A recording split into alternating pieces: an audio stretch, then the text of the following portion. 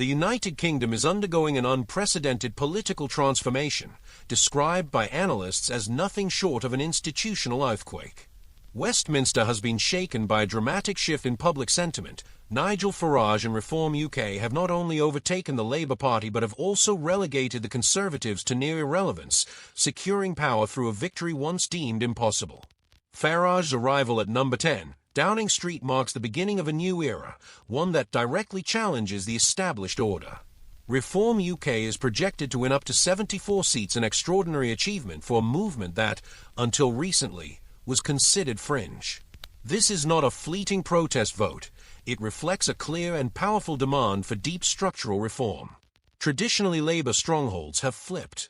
Constituencies once thought safe have fallen, and Keir Starmer has witnessed the collapse of his leadership.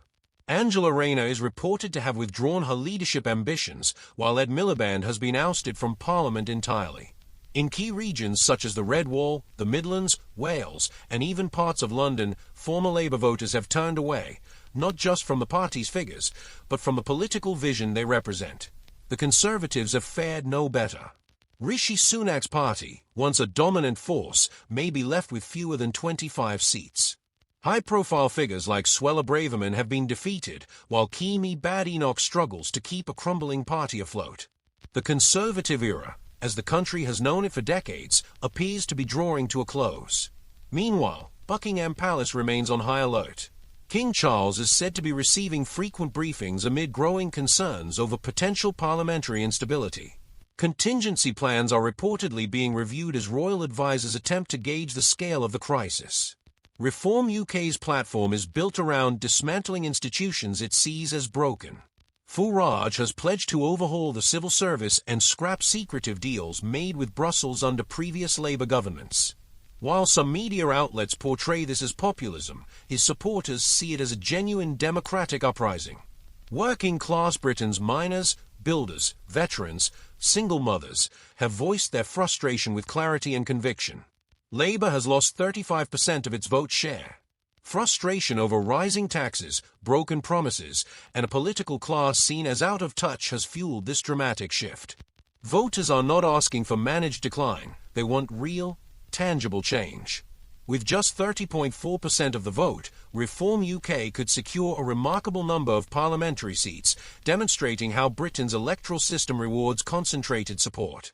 Labour has fallen to 22.6%, while the Conservatives trail behind at just 17.9%, highlighting the collapse of the old political order. Across the country, protests and celebrations are taking place. The Union Jack is flying in unexpected places, and chants of support for Farage echo even outside Parliament. The Labour Party headquarters is under police watch, while Starmer remains silent amid growing turmoil within his ranks. The new Reform UK MPs are not career politicians. They are ordinary citizens with first-hand experience of the country's struggles. Their rise has sent shockwaves through Britain's political elite, which now scrambles to retain relevance. Financial markets have reacted cautiously but without panic. The pound has dipped slightly as the nation steps into uncharted territory. Reform UK aims to rebuild politics from the ground up. Immigration, energy, healthcare, constitutional law, nothing is off the table. This is not a symbolic movement.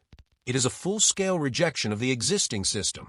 Traditional party think tanks and corporate donors are now fighting to remain influential, but the tide has turned. Reform UK is no longer an insurgent force, they are now the government. Farage is not simply leading a party, he is at the helm of a national transformation. And regardless of how the media or the monarchy respond, the public has spoken. They want to reclaim their country.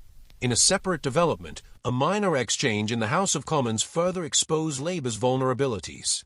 During a closed-door session, Claire Coutinho highlighted how, under Miliband's energy strategy, electricity costs had risen from £72 to £82 per megawatt-hour.